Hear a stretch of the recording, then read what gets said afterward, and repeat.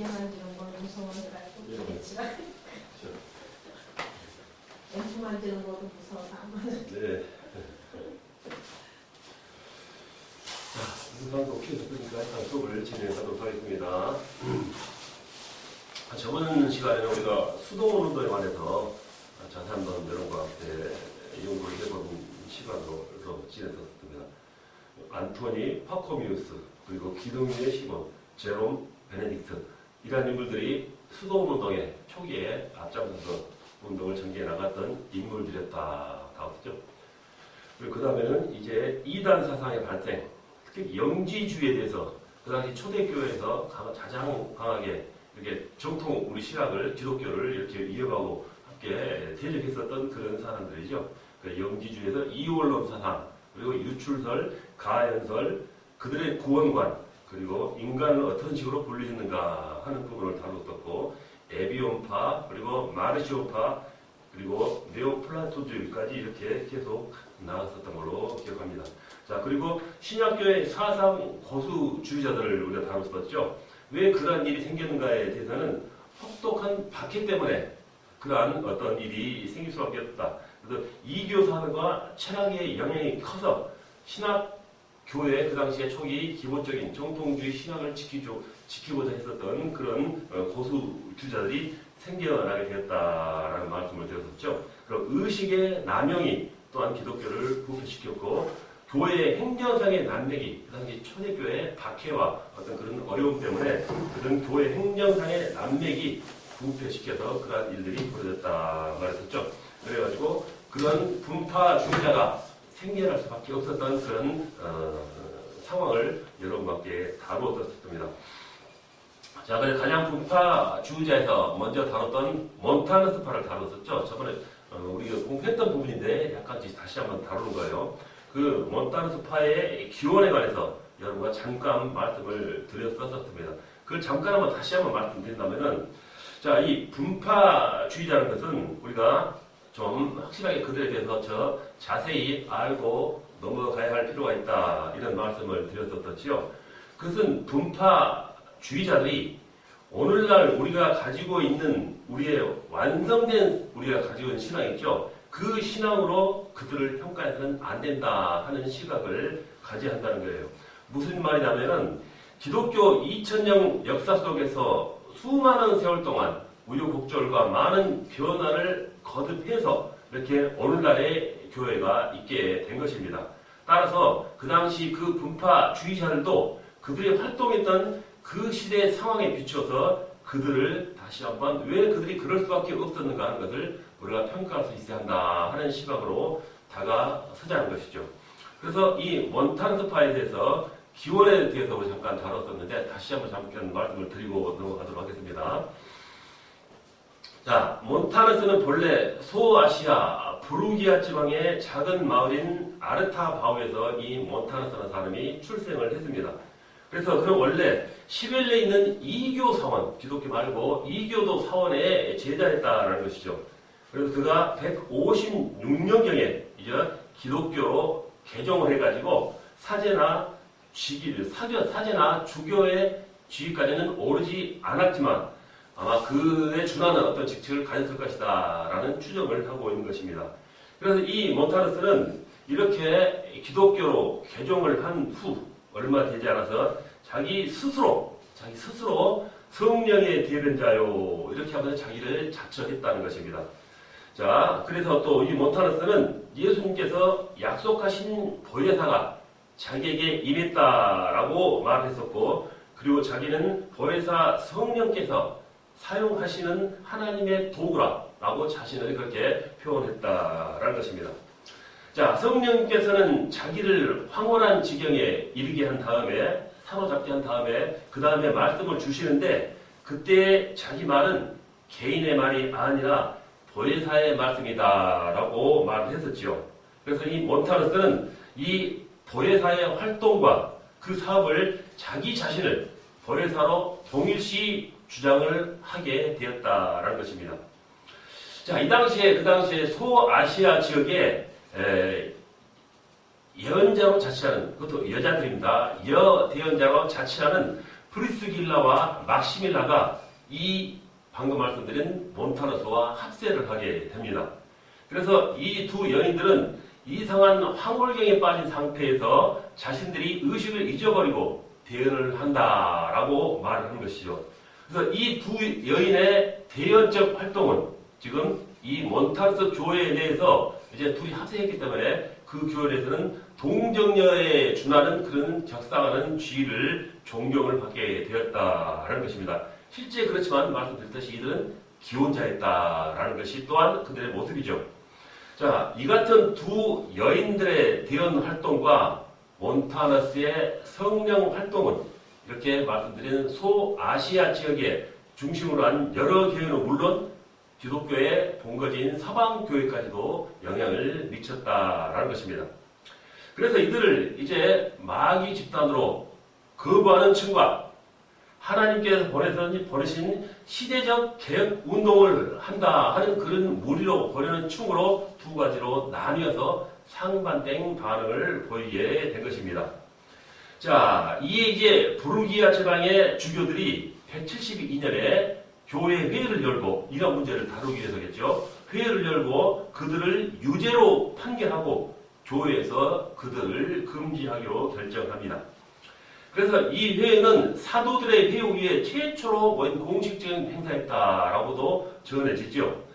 자, 그래서 이 몬타너스는 자기가 동방교회에서 유죄 판결을 받은 것은 아마도 사탄적 결정이라 이렇게 보고 동방교회가 아닌 서방교회에서 자기들의 입장을 소개했다는 것입니다. 그 당시에는 동방교회와 서방교회가 나뉘어 있기 때문에 동방교회에서 이렇게 유죄 판결을 받고 서방교회 가가지고 다시 자기들의 입장을 변호하는, 해달라는 그런 입장을 취했다 하는 것입니다. 호소했다는 것이죠. 그러나 서방교회의 이레니우스는 동서방교회의 화평을 생각해서 그 몬타너스의 호소를 묵살합니다. 동방교회와 서방교회는 서로 합세하기, 이거 만약 반대하면은 서로 또 분란이 나기 때문에 그들과 합세하기 위해서 그들과 동일한 마음으로 판결을 받아들인다라는 것입니다. 서로 화평을 위해서. 그래서 이 몬타너스의 호소를 묵살을 하죠. 이렇게 되자 몬타너스는 모든 교회로부터 완전히 분리돼서 이제 독립교회를 형성합니다. 왜냐하면 동방교회, 서방교회가 다 자기를 인정하지 않기 때문에 분리된 마음으로 자기들끼리 그런 독립교회를 결성 조직했다라는 것이죠. 자, 그 뒤로도 이 몬타너스계의 후계자인 네오도스트는 보다 철저하게 이 조직을 더 강화해 나갑니다. 그리고 자기 종파에 속하는 그들은 자기를 뭐라고 하냐면은 그 원어로 푸뉴마티코이라고 그러는데 푸뉴자면은 영적인 자들이 한다는 것입니다. 자기들 영적인 자들을 하고 일반 교회 추종자로서 성령님을 이해하지 못한 자들을 육적인 자들이라고 하면서 스스로 자기들이 다른 사람들과 비교해서 우월감을 느끼고 살아가는 그런 모습을 보였다는 것입니다. 이와 같이 몬타너스파가 생겨나면서 이렇게 어떤 이유로 해서 그들이 교회 활동을 했고 또 교회 측으로서는 어떤 판결을 받았는가 하는 과정을 지금 여러분에게 말씀드리고 있는 것입니다. 자, 그렇다면 이 몬타너스파는 과연 어떠한 주장을 했는가 하는 것도 우리가 살펴볼 필요가 있겠죠. 그들은 과연 무슨 주장을 했을까요? 자, 이 몬타너스파의 주자들은 정통 기독교의 가르침과 사도들의 신앙 근본 진리에 대해서는 조금도 흔들리지 않고 믿었습니다. 그러니까 정통적인 신앙관을 가지고 있다라는 말이 되겠죠. 그런데 교회는 사람들이 모여서 제정한 교리나 계율 등은 믿지 않아도 된다고 주장을 한 것입니다. 자, 그래서 왜냐하면 그들이 말하는 이 교리나 계율은 시대와 상황에 따라 달라질 수 있는 문제이기 때문에 그러한 것이다라는 것이죠. 그러므로 성도가 구원을 얻는 것은 믿음으로 얻는 것이지 교회를 통해서만 구원을 얻는 것은 아니다라고 이렇게 약간 다른 주장을 했다라는 것이죠. 자, 그렇다면 그들은 신앙생활의 근본은 무엇인가라는 주장도 살펴볼 필요가 있겠죠. 자, 그들의 신앙생활의 근본은 경건한 신앙에 대해서 말할 때 교회 주의자들은 교회 제도나 교리에 익숙한 것을 말하지만은 이 몬타너스 주의자들은 경건한 삶이 곧 신앙이라고 하였다라는 것입니다. 그래서 될 수 있는 대로 육체의 정욕을 극복하기 위해서 금식을 많이 하고 결혼은 되도록 일생에 한 번으로 족하며 재혼은 금지했다라는 것이 그들의 어떤 주장된 모습이라는 것입니다. 자, 그 다음 그들의 주장을 알아보자면은 주님의 영인 성령을 받은 자는 다 똑같은 제사장이다. 이라는 주장을 합니다. 교회의 결정은 다수의 주교들에 의해서 이루어져서는 안 되고 오히려 신령한 성령님의 어떤 그런 사람들이 다 동일하게 제사장직을 그러한 제사장적 기능을 담당해야 한다라고 주장했고 그리고 성령님의 활동을 일정한 형식에서만 활동하는 것처럼 제한시켜서는 안 된다라고 이런 그들의 주장을 또 나타냈다라는 것입니다. 자, 그리고 사죄의 권한은 교회에 있는 것이 아니라 성령님께 있다라는 주장을 펼쳤습니다. 자, 본래 사죄권은 오직 하나님에게만 있었다. 그런데 성부 하나님은 그 사죄권을 성자에게 주었다죠. 그리고 성자는 그 사죄권을 성령 받은 사도들에게 주었다.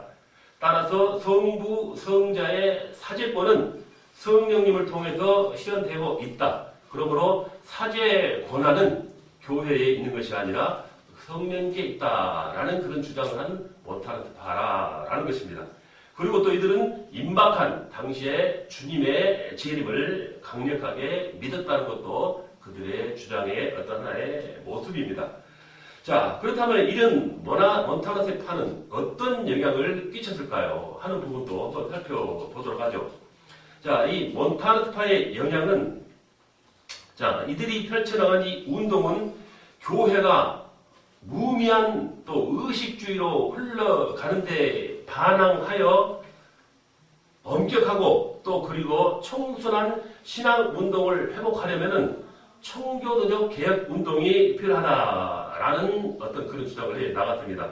그래서 초대교회의 지도자였던 터틀리안도 말년에 이 운동에 가담함으로 말미암아서 많은 비난을 받았던 것도 우리가 역사를 통해서 알 수가 있습니다. 자, 이들은 2세기 후반을 시작해서 소아시아는 물론 이들은 지금 몬타너스파죠. 2세기 후반에 시작해서 소아시아는 물론이고 동서방 내까지 확대 영향을 끼친 채 6세기까지 계속 전속이 들어갑니다. 그런데 이 몬타너스파의 강한 주장 중 하나가 기성교회의 권위를 인정하지 않는 것이었는데 그것 때문에 많은 정치적 박해를 받은 것이죠. 그리하여 콘스탄틴 황제 때는 예배 장소를 박탈당하기까지 했죠. 그리고 또 550년경 유스티아누스 황제는 멸절 상태에 있는 그 몬타너스파를 이단들과 함께 붙잡아가지고 교회에다 가두고 집 앞에다 가두고 불질러서 소멸시키기도 했다라는 것이 교회사에 남아있는 어떤 그런 역사적인 사실이죠. 자, 그렇다면 이 몬타너스파는 어떠한 평가를 받고 있을까요? 하는 것이죠. 자, 이 평가에는 먼저 비판적인 시가 있고 또 하나는 긍정적인 두 가지 시각으로 우리가 나눠볼 수가 있습니다. 자, 먼저 비판적인 시각을 우리가 다뤄본다면은 자, 사도적인 계시가 자기들에게도 계속 주어지고 있다라는 그런 주장을 했습니다. 그래서 그렇게 계속 주어진다고 한 것은 특수 계시와 일반 계시를 주장하지 못한 주장이다라는 평가를 받을 수 있습니다. 그리고 참된 교회는 성령님의 은사를 받은 성령님의 무리들만이라고 강조를 함으로써 스스로 영적 엘리트 의식에 취해 있었다, 도취해 있었다 하는 것도 약간 비판적인 시각을 받는 것이죠. 또한 성도가 박해 때는 순교로, 평화 때는 금욕적 생활로 성도의 미덕을 보여야 한다고 자세한 생활 수칙을 만들어가지고 준수토록 함으로써 금욕주의적 신앙으로 한쪽으로 너무 깊숙이 기울어졌다 하는 것도 비판적인 시각을 받을 거고 또 뿐만 아니라 지나친 말세 사상으로 곧 주님이 오신다는 그 사상의 강조로서 금방을 주님이 오시는데 현세에 대한 사명감과 현세에 대한 어떤 그 의미를 강조하고 내세우는 데는 너무 소홀했다 하는 것도 바로 비판받을 시각이다라는 것이죠. 자, 이 같은 비판은 어찌 보면 우리가 현재 우리가 교회를 가지고 교회의 어떤 신앙을 가지고 있는 사람들 생각할 때도 약간은 문제가 있다라는 것이 느껴질 수가 있는 부분인 것입니다. 자, 그렇다면 긍정적인 시각도 있었다라는 것이죠. 자, 그럼 뭐가 긍정적인 시각으로 다가왔을까요?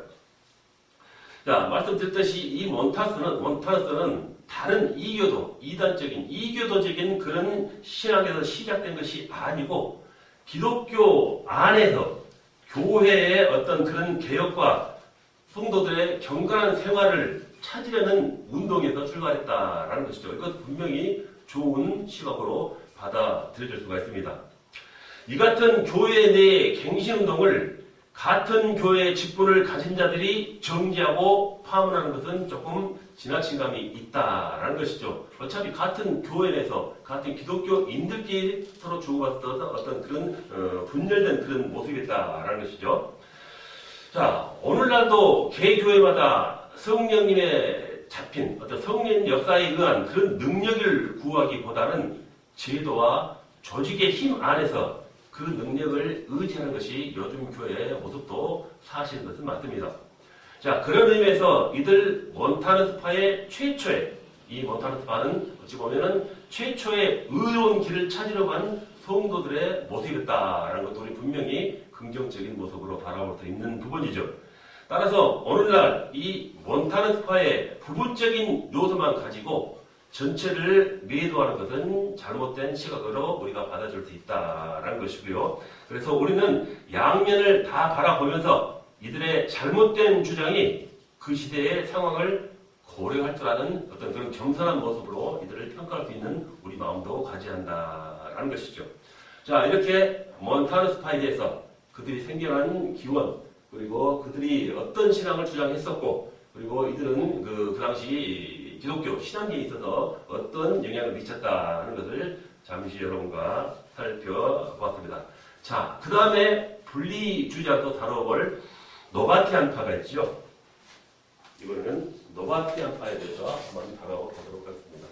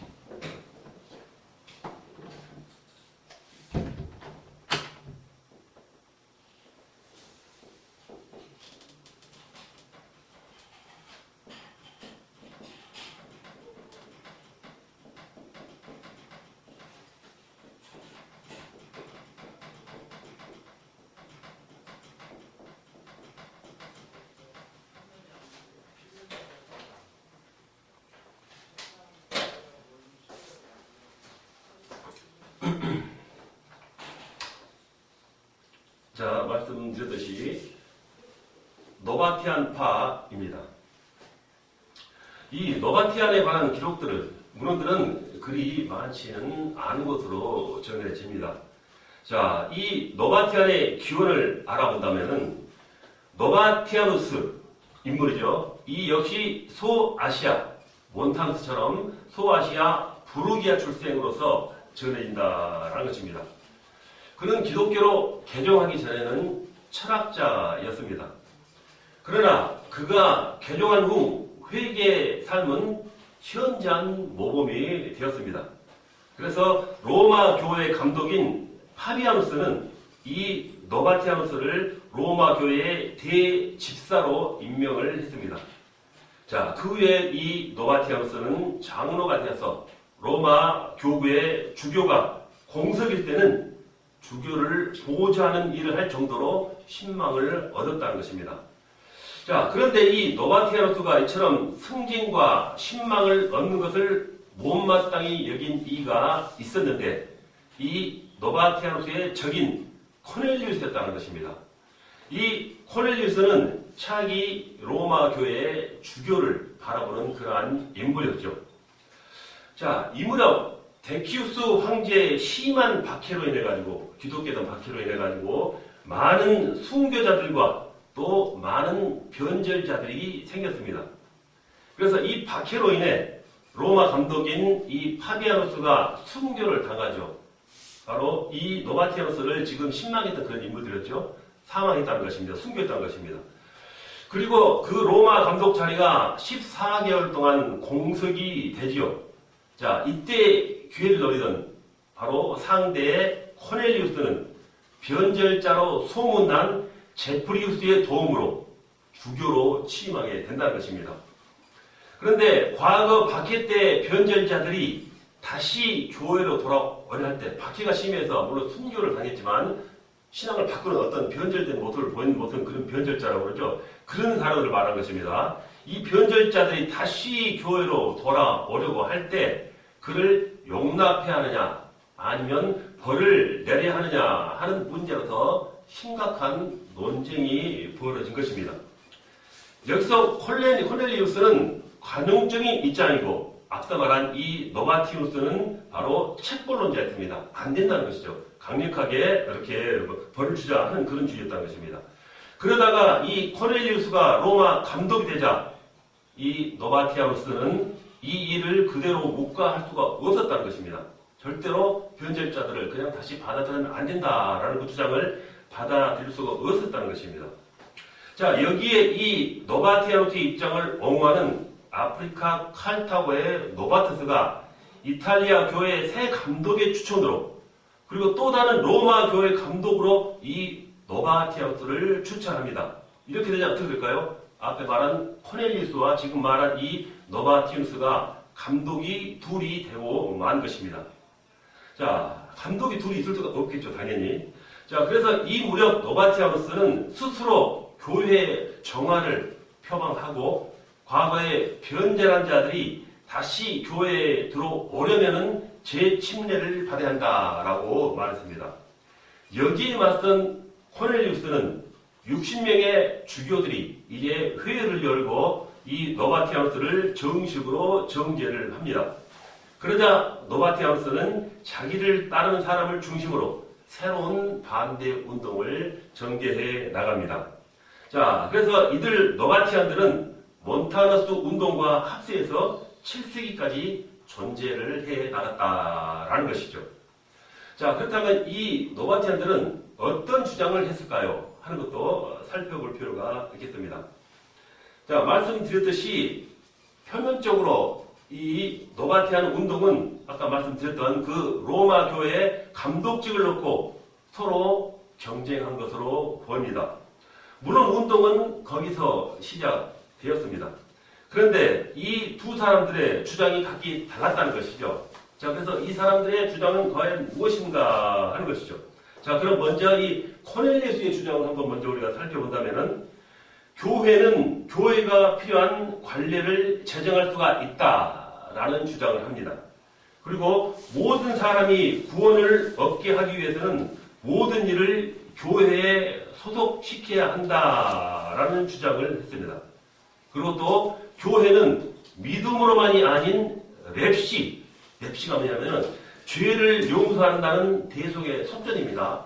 죄를 어떤 속전으로서 살 수 있다라는 그런 논리죠. 이걸 랩시라고 하는데 교회는 믿음이 아닌 이 랩시, 즉 대속의 속전에 의해서라도 잃은 자를 다시 찾아야 할 책임이 있다라는 어떻게 보면 카톨릭적인 그런 주장을 내세운 것이죠. 자, 그렇다면 이 노바티아누스 주장은 무엇일까요? 자, 교회는 성도들이 교제하는 것이다. 그리고 교회 회의를 참작할 필요는 있으나 교회 회의가 성경과 같은 권위는 가질 수 없다. 참된 권위는 성령님의 지도를 따라야 한다라고 주장합니다.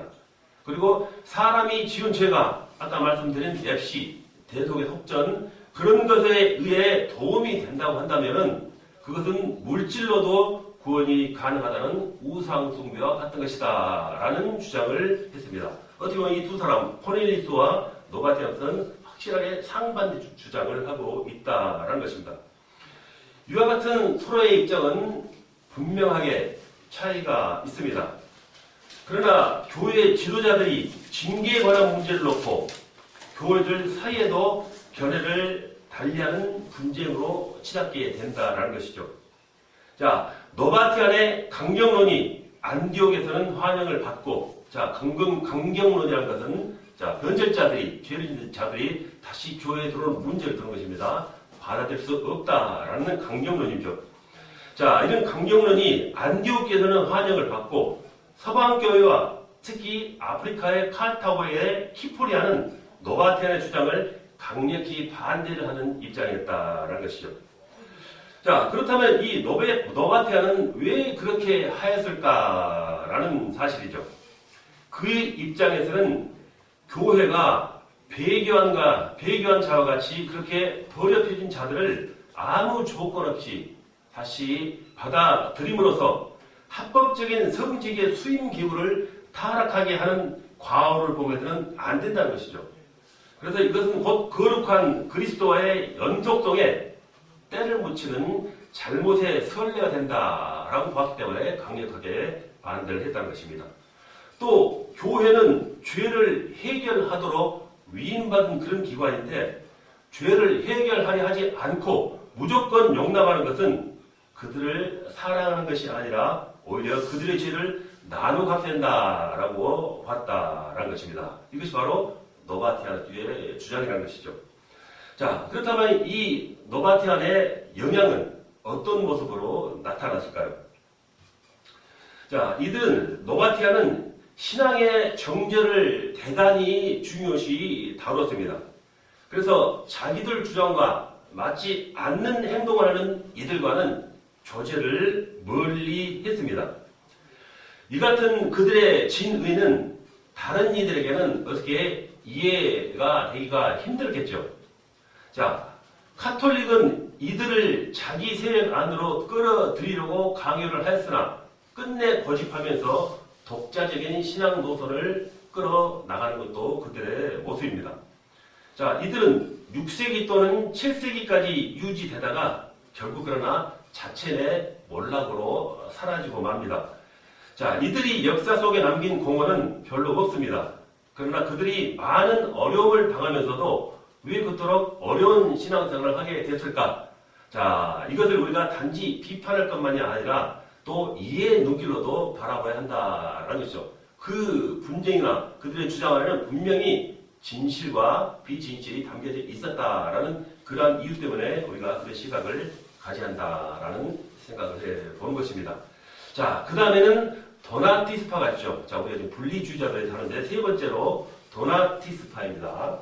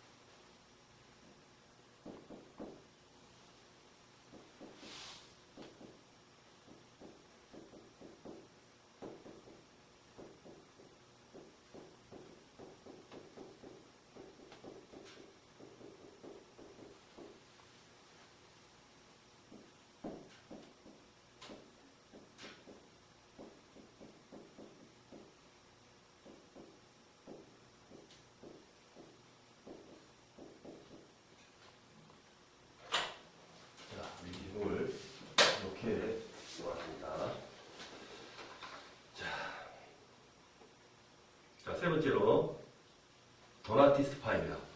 분리주제에 관해서 분파주제에 관해서 자, 이 도나티스 파에 관한 문건은 꽤 많이 있는 편입니다. 자, 이 도나티스 파의 기원을 우리가 또 한번 살펴본다고 하면은 이 도나티우스 파는 디오클레티아누스 황제 박해가 끝날 무렵에 시작되었다고 볼 수 있습니다. 자, 당시 교회에 극심한 박해가 있을 때마다 앞서 말씀드렸듯이 많은 변절자들이 생겼다라는 것입니다. 자, 비단 변절자는 비단 성도들뿐만이 아니라 감독들 중에도 있었다라는 것이죠.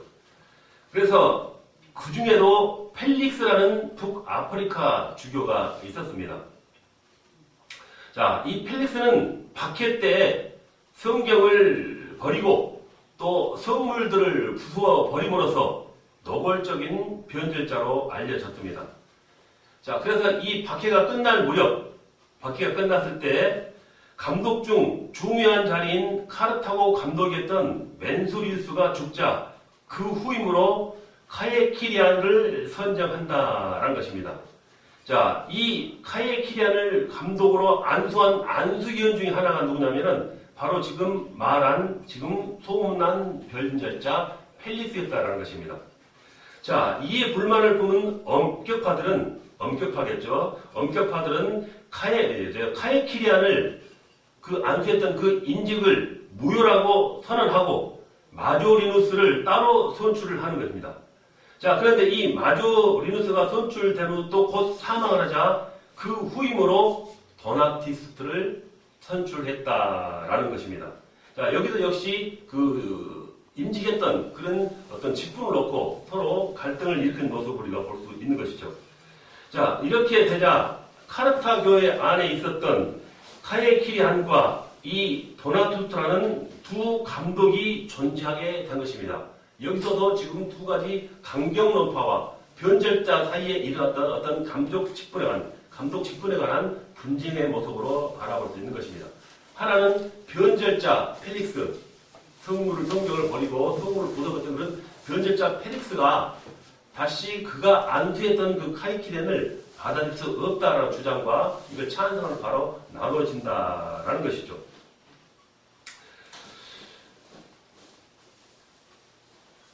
자, 그래서 두 감독이 존재하게 되었는데 이때 다른 교회들은 이제 누구를 감독으로 인정하느냐 하는 어려움이 생기게 되었다라는 것입니다. 방금 말씀드린 부분이죠.